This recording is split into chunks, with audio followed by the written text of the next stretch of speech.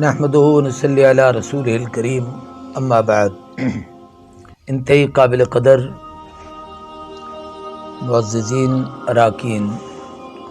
مجلس عاملہ اتحاد ائمہ و خطبہ اہل سنت،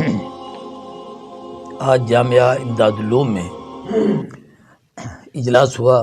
اس اجلاس میں کچھ فیصلے ہوئے جو میں آپ سب دوستوں کے سامنے عرض کرنا چاہتا ہوں۔ ان میں سب سے پہلی اور اہم چیز مدینہ مسجد کراچی طارق روڈ کا اس وقت جو معاملہ میڈیا پر بھی چل رہا ہے اور پوری امت مسلمہ کے سامنے وہ ایک اہم عنوان اور ایشو بنا ہوا ہے،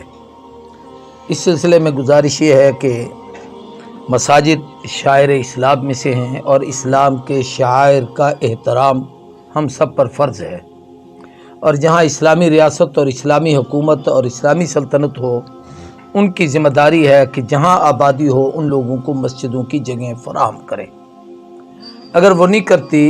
تو علاقے کے لوگ اپنی مساجد اپنے اخراجات سے تعمیر کرتے ہیں اور اپنی زمینیں خریدتے ہیں۔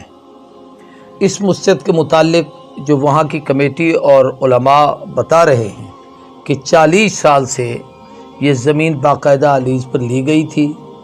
اور اس کے کاغذات موجود ہیں، بل ادا کیے جاتے ہیں، اس کی ایک کمیٹی بنی ہوئی ہے اور وہ 40 سال سے تواتر سے وہ تسلسل چل رہا ہے۔ حکومت اس کے تمام تر معاملات دیکھ رہی ہے۔ اچانک یہ فیصلہ پوری امت مسلمہ کے لیے ایک مہمہ ہے۔ اس عرض پاکستان میں اگر کسی جگہ کوئی مندر کا واقعہ پیش آتا ہے تو یقیناً حکومت کھڑی ہو جاتی ہے۔ گرجے کا کوئی واقعہ پیش آئے، حکومت اس پہ نوٹس لیتی ہے۔ یہ اللہ کے گھر کی عزت کا مسئلہ ہے۔ ہم مسلمان جانتے ہیں کہ بابری مسجد کا مسئلہ پیش آیا، پوری دنیا کے مسلمان ایک تھے۔ آج اسلامی ملک میں ایک اسلامی ریاست میں 40 سال سے بنی ہوئی ایک مسجد، جہاں کی رپورٹ یہ ہے کہ عام نمازوں میں 2500 کے لگ بھگ اور جمعۃ المبارک پہ 7000 آدمیوں کا اجتماع ہوتا ہے، اتنی بڑی مسجد کو ایسے گرا دیا جائے تو یہ پہلا پتھر ہوگا جو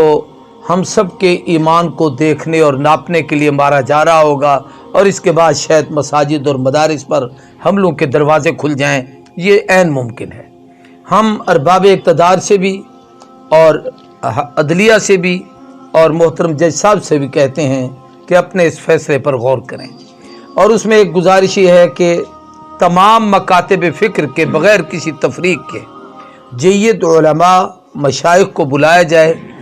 اور کراچی تو علماء کا گڑھ ہے۔ حضرت مولانا شیخ الاسلام مفتی تقی عثمانی صاحب وہاں موجود ہیں، اور ایسے ہی حضرت مولانا مفتی منیب الرحمان صاحب وہ وہاں پر موجود ہیں۔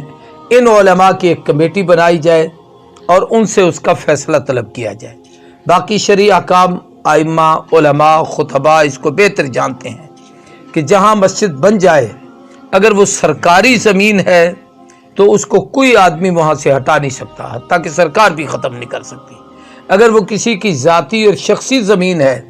تو اس کی قیمت ادا کی جائے، لیکن مسجد کو نہ گرایا جائے کہ مسجد شاعر اسلام ہے اور مسلمان اللہ کے شاعر کی توہین کرے تو وہ ڈر ہے کہ کہیں کفر کا ارتکاب نہ کر بیٹھے۔ اس لیے ہم یہ مطالبہ کرتے ہیں کہ مسجد کو اپنی جگہ رہنے دیا جائے، بجائے اس کے کہ مسجد کے لیے کوئی نئی جگہ دی جائے اور اس کو پارک بنایا جائے۔ تو لوگوں کے لیے اور کھلی جگہ پر پارک بنا دیں جہاں وہ لوگ آئیں جائیں، ان کی ضروریات اور ان کے فوائد حاصل کریں۔ لیکن مسجد یہ چونکہ ایک ایسی جگہ پر واقع ہے جہاں ہزاروں آدمی بیک وقت نماز پڑھتے ہیں، مسجد کو اپنی جگہ رکھا جائے۔ ایک تو پہلی قرارداد ہمارے اس آج کے اجلاس میں پاس ہوئی ہے اور وہ میں آپ کے سامنے میں نے عرض کی ہے۔ دوسرا ایک اہم مسئلہ آپ حضرات کے سامنے یہ کہ ہمارے خانپور میں سٹی پارک جو بہت بڑا پارک ہے بلدیہ کے پاس، اور وہ اتنا بڑا پارک ہے جس میں ماشاءاللہ تمام لوگ سیر و سیاحت کے لیے بھی آتے ہیں، اور بڑے بڑے اہم جنازے جن میں بالخصوص حضرت اقدس میاں سراج احمد صاحب دین پور شریف کے سجادہ نشین کا جب جنازہ ہوا تھا تو آپ سب لوگ جانتے ہیں، بلکہ مجھے حضرت میاں مسعود احمد صاحب کا جملہ یاد ہے کہ بھائی سٹی پارک کو حضرت کے جنازے نے بھر دیا ہے۔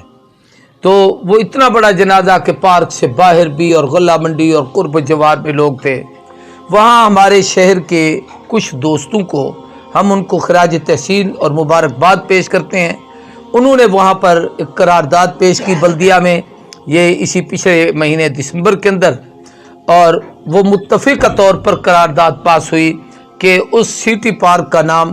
امام انقلاب قائد تحریک ریشمی رومال، جو ہمارے دین پور شریف کی خانقاہ میں مدفون ہیں، حضرت مولانا عبید اللہ سندھی رحمۃ اللہ تعالی علیہ، جو حضرت شیخ الہند مولانا محمود حسن کے اہم ترین قابل اعتماد شاگردوں میں سے تھے اور ان کی تحریک کے اہم ترین آدمی اور اہم ہیرو تھے، اور انہوں نے 25 سالہ اپنی زندگی مسلسل مختلف مقامات پر اس تحریک آزادی کے حوالے سے گزاری۔ ان کے نام سے اس پارک کو منسوب کیا گیا ہے اور اس کا نام امام انقلاب مولانا عبید اللہ سندھی پارک رکھا ہے۔ ہم اس پر بلدیہ کے تمام ان ارکان کو جو اس وقت وہاں موجود تھے، اس کے چیئرمین کو، اور جن لوگوں نے قرارداد پیش کی اور جن نے پاس کی، ہم سب کو اس کی مبارکباد پیش کرتے ہیں اور ان کا شکریہ ادا کرتے ہیں، اور ہم اپنے لیے اس کو نیک فال سمجھتے ہیں، اور ہم یہ چاہتے ہیں کہ ایسی ہماری معتبر دینی دنیاوی شخصیات جنہوں نے امت کی خیر خواہی کا کام کیا ہے، ان لوگوں کے ناموں سے منسوب اپنی چیزوں کے نام، اپنے سڑکوں کے نام، اپنے اداروں کے نام رکھے جائیں، بجائے اس کے کہ غیر مسلموں اور بے دینوں کے ناموں پر نام رکھے جائیں۔ تیسری اہم چیز یہ ہے کہ ہمارے اکابرین میں سے بہت سارے حضرات اس وقت صاحب فراش ہیں۔ ان میں سے ہم سب کے مختوم حضرت میاں مسعود احمد صاحب دین پوری دامت برکاتہم العالیہ، جو اس وقت بہاولپور میں زیر علاج ہیں، کچھ دن پہلے ان کا ہرنیوں کا آپریشن ہوا ہے۔ اب کل میرا رابطہ ہوا تھا، پہلے کی نسبت بہت بہتر ہیں، اور یہ جمعہ بھی وہیں بہاولپور پڑھائیں گے۔ ان کے لیے بھی وہاں دعائے صحت کی گئی، اور انشاءاللہ اب بھی انشاءاللہ دعا کریں گے۔ دوسرا، ہمارے مختوم شیخ الحدیث حضرت مولانا مفتی حبیب الرحمن صاحب درخواستی دامت برکاتہم العالیہ، وہ کئی دنوں سے کافی علیل ہیں، اس وقت بھی اسلام آباد علاج کے حوالے سے تشریف لے گئے ہیں، ان کے لیے بھی صحت یابی کی دعا کرنی ہے۔ تیسرا، پاکستان کے معروف سلسلہ نقشبندیہ کے شیخ حضرت پیر ذوالفقار احمد صاحب دامت برکاتہم العالیہ، وہ بھی علیل ہیں اور لاہور میں ہیں، ان کے لیے بھی صحت یابی کی دعا کرنی ہے۔ جامعہ خالد بن ولید ٹھینگی کے محتمم اور سربراہ حضرت مولانا ظفر احمد صاحب قاسم دامت برکاتہم العالیہ، وہ بھی بیمار ہیں۔ ایسے ہی ہمارے جامعہ عبداللہ ابن مسعود خانپور کے مفتی اعظم جامع المعقول والمنقول حضرت مولانا مفتی عبدالستار صاحب دامت برکاتہم العالیہ، کچھ دن پہلے انہیں فالج کا اٹیک ہوا، اللہ نے کرم فرمایا، الحمدللہ اس وقت کافی روب صحت ہیں، ان کے لیے بھی دعا گو ہیں، اللہ تبارک و تعالی ان کو صحت اور تندرستی کی نعمت سے مالا مال کرے۔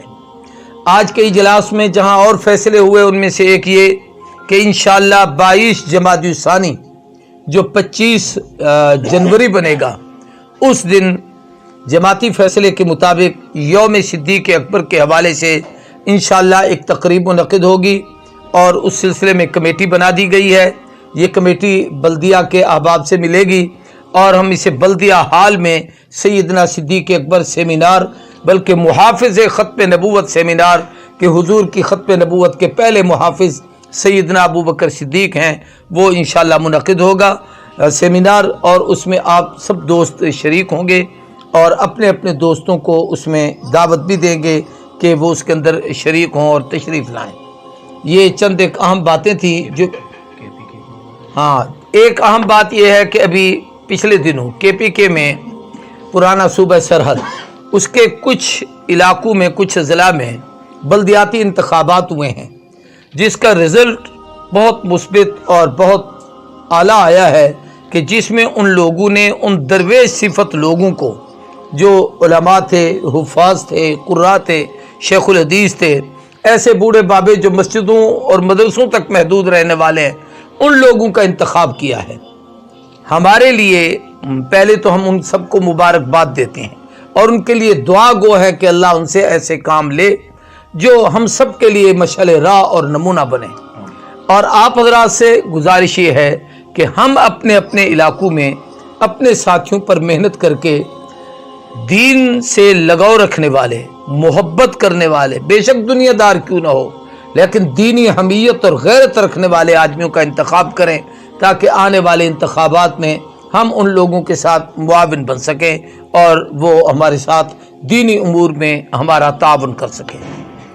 کہ پریس ریلیز ہے جو میں نے آپ حضرات کے سامنے عرض کر دیا ہے، اللہ تبارک و تعالی ہم سب کی حاضری کو قبول فرمائے۔ حضرت مفتی صاحب دعا فرمائیں۔ اللهم صل على سيدنا محمد وعلى آل سيدنا مولانا محمد وبارك وسلم. اللهم حبب إلينا الإيمان وزينه في قلوبنا وكره إلينا الكفر والفسوق والعصيان واجعلنا من الراشدين.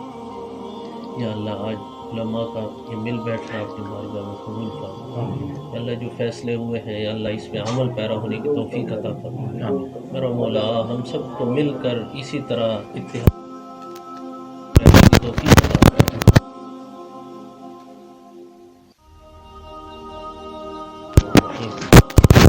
وعلى خير خلقه محمد وعلى آله وصحبه أجمعين برحمتك يا